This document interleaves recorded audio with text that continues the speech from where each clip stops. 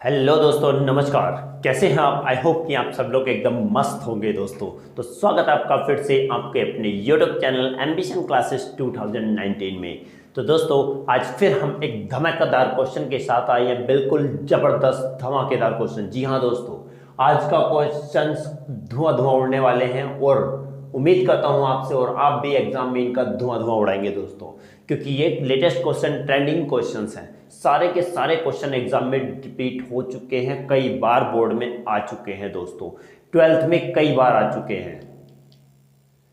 तो दोस्तों, बिना देर के स्टार्ट करते हैं आज का टॉपिक्स। तो दोस्तों, जैसा कि लास्ट क्लास में हमने खत्म कर लिए थे 20 क्वेश्चंस, तो दोस्तों आज हम लेके आए हैं 21 क्वेश्चन के साथ। जी हाँ दोस्तों, आज हमारा 21 क्वेश्चन रहने वाला है और 21 क्वेश्चन कुछ हमारा इस तरीके से होगा कि carbon oxygen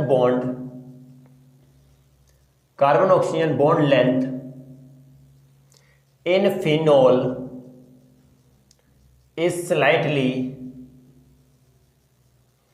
slightly less than किससे than that in methanol। Reason क्या है इसके पीछे? क्वेश्चन आता है वाई। तो दोस्तों, एक बहुत ही मस्त क्वेश्चन है ये। क्वेश्चन बहुत ही ट्रेंडिंग क्वेश्चन है दोस्तों, और आज के जितने भी क्वेश्चन है दोस्तों अल्कोहल फिनोल ईथर से आए हैं। जी हाँ दोस्तों, एक एक क्वेश्चन अल्कोहल फिनोल ईथर से है। हमारी जितनी वीडियो आएंगी अल्कोहल फिनोल ईथर से आएंगी दोस्तों। जिसने अभी तक सब्सक्राइब नहीं किया प्लीज सब्सक्राइब जरूर कीजिए। वो इसलिए क्योंकि आने वाले टाइम में 5 मार्क्स क्वेश्चन हम लेके आएंगे दोस्तों। हम 15 to 20 क्वेश्चंस करेंगे 5 मार्क्स में, और डेफिनेटली मैं लिख के देता हूं, गारंटी चैलेंज के साथ करता हूं कि उन 15 to 20 क्वेश्चंस में से ही आपको 5 मार्क्स के क्वेश्चन मिलेंगे। जी हाँ दोस्तों, चैलेंज के साथ मिलने वाले हैं। तो आज का क्वेश्चन हमारा क्या है कि carbon oxygen bond length in phenol is slightly less. हमने कहा गया अगर फिनोल का स्ट्रक्चर बनाते हैं तो फिनोल का स्ट्रक्चर दोस्तों ये होने वाला है OH, और मेथनॉल की बात आती है CH3OH। ये है दोस्तों कुछ। अगर हम कहें कि बॉन्ड लेंथ होती है इसमें कार्बन और ऑक्सीजन की, एक्चुअली यहाँ पर कार्बन है, कार्बन और ऑक्सीजन, यहाँ भी कार्बन COH है और ये CHHH, ये है दोस्तों अगर सिंपली कहा जाए तो। और इसमें क्या है, ये C है और इसके साथ OH जुड़ा हुआ, यहाँ सब C है, ध्यान रखिएगा। तो हमने कहा गया कि कार्बन ऑक्सीजन जो बॉन्ड लेंथ है वो कम होती है फिनोल में और इसकी में ज़्यादा होती है। इसके पीछे रीज़न क्या है? तो दोस्तों, इसके पीछे नॉर्मली रीज़न बहुत ज़्यादा यही आते हैं, रीज़न मैक्सिमम केस में यही होते हैं कि पहला तो रीज़न क्या होता है कि double bond partial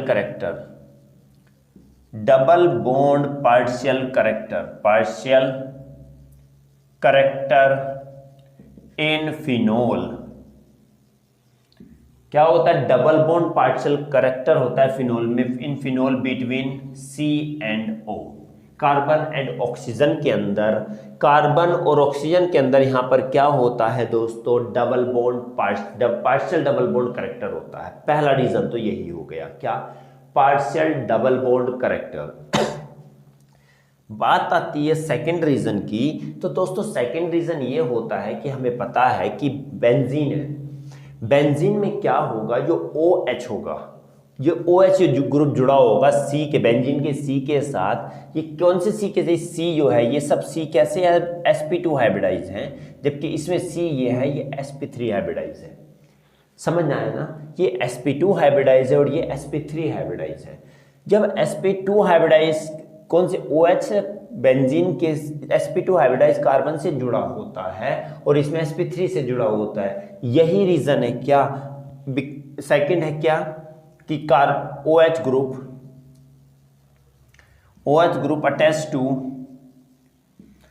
attached to what? sp2 hybridized carbon atom, sp2 hybridized carbon atom in benzene, whereas in methanol OH group is attached to sp3 hybridized carbon atom. ध्यान रखो दोस्तों, एक एक चीज है मस्त क्वेश्चन, दोनों सिंपल, यही रीजन हो गया। हमने कहा कार्बन ऑक्सीजन की जो बॉन्ड लेंथ फिनोल में होती है वो कम होती है, इसकी ज़्यादा होती है, इसकी कम है और इसकी ज़्यादा है, स्लाइटली थोड़ा सा ही कम होता है। वो क्यों होता है? क्योंकि इसमें एक तो क्या होता है, कार्बन ऑक्सीजन के बीच में डबल बॉन्ड पार्शियल करेक्टर होता है, जो क्या बनाता है, इसको बॉन्ड लेंथ इसको कम बनाता है। दूसरी बात, OH ग्रुप जो है वो C sp2 hybridise carbon atom से जुड़ा होता है। और sp2 हाइब्रिडाइज कार्बन क्या मतलब है, अभी हमने देखो सिंपली बात है कि sp2 हाइब्रिडाइज हम कई बार डिस्कस कर चुके हैं। sp2 हाइब्रिडाइज में S के करेक्टर क्या होते हैं, ज़्यादा होते हैं। sp3 में S के करेक्टर कम होते हैं। लास्ट क्लास में भी हम डिस्कस कर चुके हैं हेलो एल्केन हेलो एरिन के ट्रेंडिंग क्वेश्चंस में, इंपॉर्टेंट क्वेश्चंस में। ओके, चाहो किसी भी तरीके से आप क्या सर्च कर सकते हैं दोस्तों, किसी भी तरीके से। तो देखिए इसमें S करेक्टर ज़्यादा होंगे तो इलेक्ट्रोनिगेटिविटी भी क्या होगी, इलेक्ट्रोनिगेटिविटी डाल देता हूँ यहाँ पर, इलेक्ट्रोनिगेटिविटी भी ज़्यादा होगी, इसमें इलेक्ट्रोनिगेटिविटी क्या होगी, कम होगी। जब ज़्यादा होगी तो इलेक्ट्रॉनों को तेजी से पकड़े रहेंगे, किसको, इस एटम को आपस में तेजी से पकड़े रहता है। जब तेजी से पकड़ा रहता है तो फोर्स लगता है, जब फोर्स लगता है तो बॉन्ड लेंथ क्या हो जाती है, कम हो जाती है। समझ गए होंगे दोस्तों। यहाँ पर हमने कहा गया कि जैसे S करेक्टर ज़्यादा है, इसमें S करेक्टर कम है। S करेक्टर ज़्यादा है तो इलेक्ट्रोनिगेटिविटी ज़्यादा होगी, इसकी इलेक्ट्रोनिगेटिविटी कम हो जाएगी। इलेक्ट्रोनिगेटिविटी ज़्यादा होगी तो इलेक्ट्रॉन को तेजी से अट्रैक्ट करेगा। जब तेजी से अट्रैक्ट करेगा तो बॉन्ड लेंथ पहले इतनी थी, अब अट्रैक्ट करेगा तो बॉन्ड लेंथ क्या हो जाएगी, कम हो जाएगी। इसमें इलेक्ट्रोनिगेटिविटी क्या है, कम है, सॉरी इसमें इलेक्ट्रोनिगेटिविटी क्या कम है। जब कम है तो इलेक्ट्रॉनों को तेजी से नहीं खींचेगा तो बॉन्ड लेंथ रहेगी। तो एक कितनी है और एक कितनी है, तो स्लाइटली इसमें क्या होती है, स्लाइटली बॉन्ड लेंथ कम होती है, किसके कंपैरिजन में, मिथोल में। तो यही हमारा इसका एग्जांपल हो गया दोस्तों, यही इसका आंसर है। चाहो तो आप स्क्रीनशॉट ले सकते हो दोस्तों।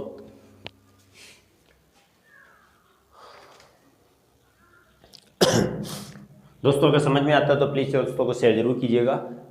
ओके, तो आई होप कि आपने स्क्रीनशॉट ले लिया होगा। तो बात करते हैं नेक्स्ट क्वेश्चन की, क्वेश्चन नंबर 22 के बारे में। बात करते हैं क्वेश्चन नंबर 22। 22 क्वेश्चन क्या कहता है दोस्तों, 22 क्वेश्चन नंबर 22 क्वेश्चन ये कहता है कि रिएक्शन बिटवीन किसमें दोस्तों, alkoxide with 2,2-dimethyl bromoethane gives exclusively 2-methyl propene why। देखिए दोस्तों बहुत ही मस्त क्वेश्चन है, लास्ट क्लास में भी हमने डिस्कस करा है इस कॉन्सेप्ट पर। हम सारी चीज़ें दोस्तों डिस्कस करी हुई वाले से ही क्वेश्चन लेके आते हैं। तो दोस्तों इसमें बात आती है कि रिएक्शन अगर होती है, द रिएक्शन निकलो इसमें, एल्कोक्साइड को अगर रिएक्शन करता है, एल्कोक्साइड और 2,2-डाइमिथाइल ब्रोमोइथेन के साथ रिएक्शन होती है तो क्या बनता है, इसमें 2-मिथाइल प्रोपीन बनता है जो कि एक्सक्लूसिव प्रोडक्ट होता है। ओके, एक्सक्लूसिव इतना बनता है, क्यों, रीजन क्या है। तो दोस्तों एक चीज हमने पढ़ी होगी एल्कोक्साइड के बारे में, एल्कोक्साइड के बारे में हमने पढ़ा होगा क्या, कि एल्कोक्साइड एक न्यूक्लियोफाइल होने के साथ साथ स्ट्रॉन्ग बेस भी होता है। इसका क्या होता है, nucleophile as well as strong base भी होता है। ये ध्यान रखना दोस्तों कि क्या होगा कि न्यूक्लियोफाइल होने के साथ साथ स्ट्रॉन्ग बेस भी होगा, और जब स्ट्रॉन्ग बेस होगा तो ये क्या काम करेगा, एलिमिनेशन का काम करेगा, which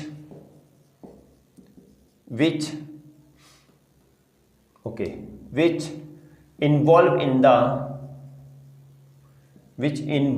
in the किसमें, elimination reaction and form alkene.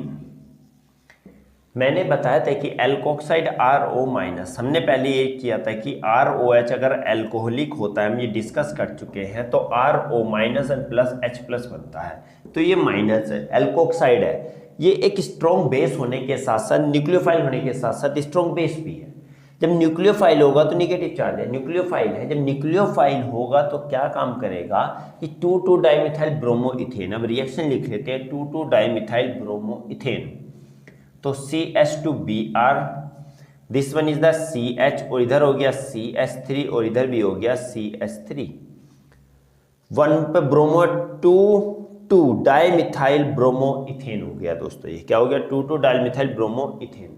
Okay, अगर हम ये बात करते हैं, नीचे भी लिख लो या यहाँ लिख लो, बात दोस्तों वही आने वाली है। ओके, तो क्या होगा जब हम एल्कोक्साइड कर रहे हैं इसमें, तो क्या होगा देखेंगे, Br तो यहाँ से जाएगा और H यहाँ से जाएगा, बताया था अल्फा और बीटा, अल्फा से Br जाएगा, ये बीटा से जाएगा। तो यहाँ पर देखेंगे CH3 हो गया सिंगल, यहाँ से H गया तो बच गया C, और ऊपर क्या हो गया CH3, यहाँ क्या बन जाएगा, डबल बॉन्ड बन जाएगा, और फिर क्या आ जाएगा CH2 आ जाएगा दोस्तों। क्या निकल गया, -HBr निकल गया। एल्कोक्साइड होने से ये क्या काम करता है, HBr निकाल दिया और ये बन गया, और इसी का नाम क्या है, 2 मिथाइल। देखेंगे 1 2 पर मिथाइल लगा हुआ है, 2 पर मिथाइल लगा और प्रोपीन हो गया, तो 1 2 3, तो क्या हो गया 1 2 3 है तो प्रोपीन हो गया दोस्तों। तो यही है कि एल्कोक्साइड न्यूक्लियोफाइल होने के साथ साथ स्ट्रॉन्ग बेस भी होता है, जिससे ये किस में पार्टिसिपेट करता है, किस में हेल्प करता है, एलिमिनेशन रिएक्शन में हेल्प करता है। और जब एलिमिनेशन में हेल्प करेगा तो क्या कहेगा, यहाँ से हेलोजन और हाइड्रोजन को रिमूव करेगा और हमारा क्या बन जाएगा, एल्कीन बन जाएगा, और यही एक्सक्लूसिव प्रोडक्ट होता है। तो क्यों हुआ, क्या काम करता है ये, हमने कहा रिएक्शन इसके में कराते हैं, तो ये क्यों देता है, क्यों, क्योंकि स्ट्रॉन्ग बेस है, न्यूक्लियोफाइल होने के साथ साथ स्ट्रॉन्ग बेस है। यही हम लिखेंगे दोस्तों, यही हमारा इसका आंसर हो गया। चाहो तो दोस्तों आप स्क्रीनशॉट ले सकते हैं दोस्तों।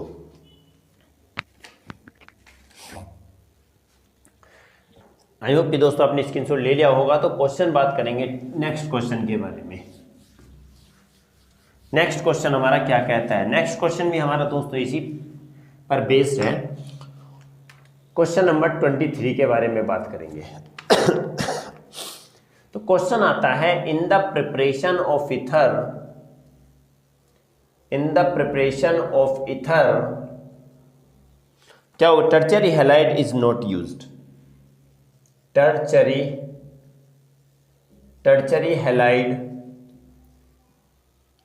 Halide is not used. बहुत ही मस्त क्वेश्चन है ये भी। एक एक क्वेश्चन दोस्तों हम आपके लिए एक मस्त क्वेश्चन लेके आए, जबरदस्त है क्वेश्चन, एक एक क्वेश्चन की सीरीज बहुत ही मस्त है, बिल्कुल भी मिस ना कीजिएगा। तभी बोलता हूँ चैनल को सब्सक्राइब करेंगे तो आपको टाइम टू टाइम क्या मिलता रहेगा, नोटिफिकेशन मिलता रहेगा, और आप कोई भी क्लास मिस नहीं करेंगे। तो दोस्तों बात करेंगे इसी क्वेश्चन की। ये कहता है कि ईथर का प्रिपरेशन अगर हम करते हैं, ईथर का प्रिपरेशन करते हैं तो वहाँ पर टर्शियरी हैलाइड नहीं लेते हैं, टर्शियरी हैलाइड का यूज़ नहीं करते हैं। क्यों, रीजन क्या है, तो आंसर ये आता है, if we use tertiary halide then क्या होगा। आप देखिए क्वेश्चन आप बताओगे, मुझे मैं नहीं बताऊं, क्वेश्चन आप बताओगे कि टर्शियरी हैलाइड का यूज करो। चलो जी, CH3 CH3 और ये हो गया Br, टर्शियरी हैलाइड हो गया। हैलाइड करके X कर दो, कोई दिक्कत नहीं है दोस्तों, X किया। ओके, टर्शियरी हैलाइड ये हो गया, तो इसमें क्या होगा अब बताइए। अगर टर्शियरी हैलाइड है तो वहां पर कंडीशन में हमारा क्या बनेगा, तो वो करेंगे क्या, टर्शियरी हैलाइड अगर हम यूज करेंगे तो यहाँ पर क्या हो जाएगा, एल्कीन बन जाएगा। ये भी ना लिखो, यहाँ पर लिख दो, क्या बनेगा, एल्कीन बनेगा। क्या बनेगा, एल्कीन बनेगा। वहां पर कोई भी हमारा क्या नहीं बनेगा, ईथर वगैरह नहीं बनेगा। तो अगर हम टर्शियरी हैलाइड यूज करते हैं, if we use tertiary halide then only alkene is formed, alkene is formed,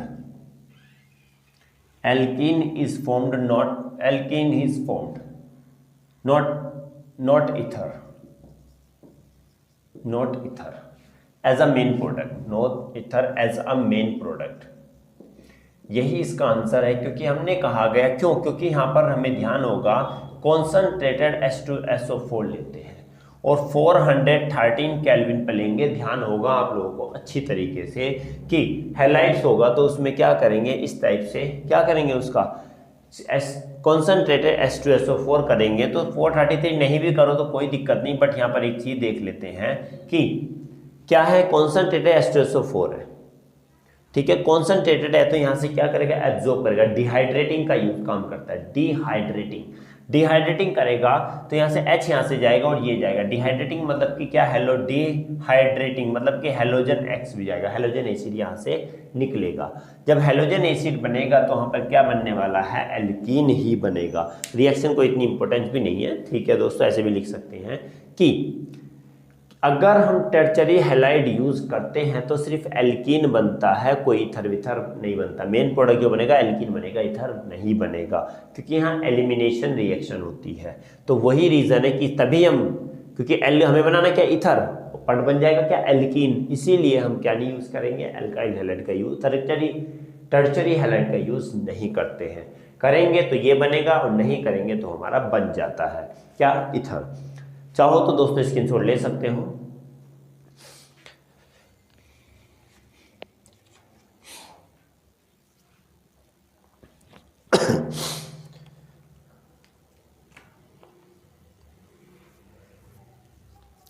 okay दोस्तों, बात करेंगे अगले क्वेश्चन के बारे में। स्क्रीनशॉट ले लिया होगा दोस्तों, नहीं तो आप इस वीडियो को पॉज करके भी स्क्रीनशॉट ले सकते हैं। Okay, yes. बात करेंगे दोस्तों क्वेश्चन नंबर 24 के बारे में। 24 क्या कहता है दोस्तों, 24 ये कहता है कि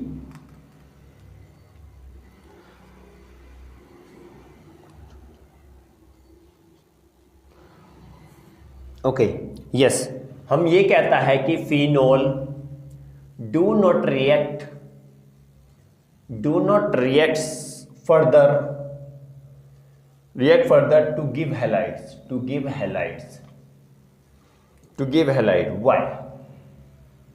ओके, आई होप कि दोस्तों ये समझ में आया होगा। देखिए क्वेश्चन ये कहता है कि अगर क्या phenol do not react further, phenol ये फिर से रिएक्ट करके क्या नहीं देता, हैलाइड नहीं देता है। ध्यान रखना कि फिनोल फिर से रिएक्शन नहीं करता, फिर से रिएक्शन करके हैलाइड नहीं देता है। तो रीजन इसके पीछे क्या आता है, तो रीजन वही आता है कि phenol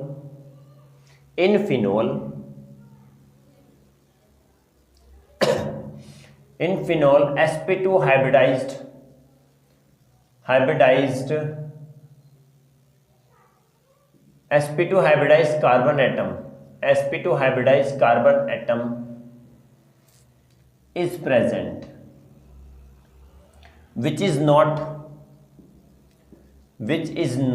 involved in the nucleophilic substitution reaction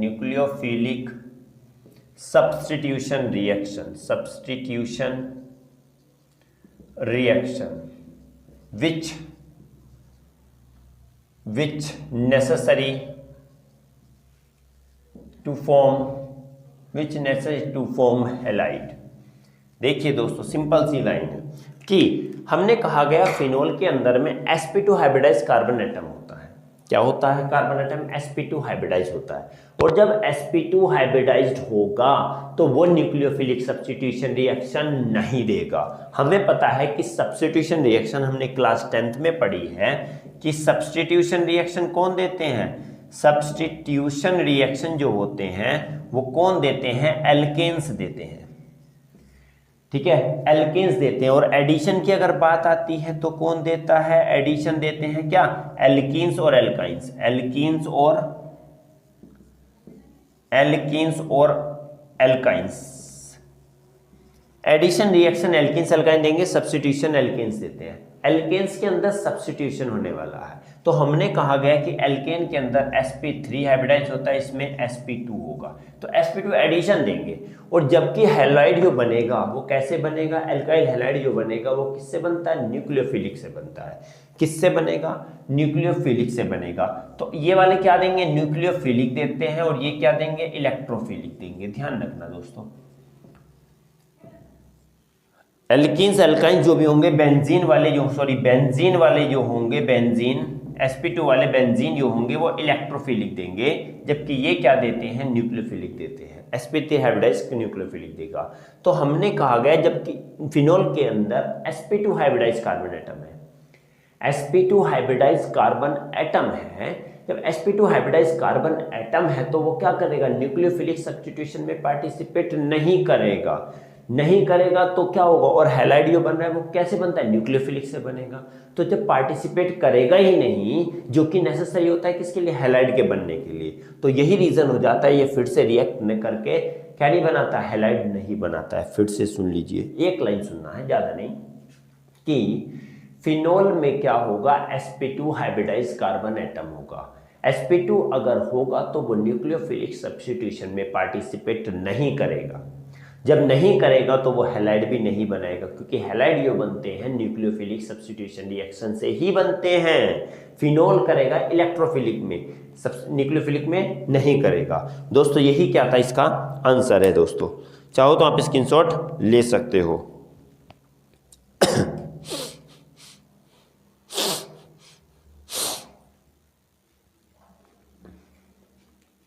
I hope कि दोस्तों आपको समझ में आ रहा होगा। तो दोस्तों आई होप कि आपने स्क्रीनशॉट ले लिया होगा। दोस्तों आज के लिए बस इतना ही था। मिलते हैं अगली क्लास में एक अलग ही मस्त टॉप क्वेश्चंस के साथ, टॉपिकों के साथ। आई होप कि आपको समझ में आ रहा होगा। तो दोस्तों इसी के साथ मिलेंगे अगली क्लास में। तब तक के लिए दोस्तों नमस्कार।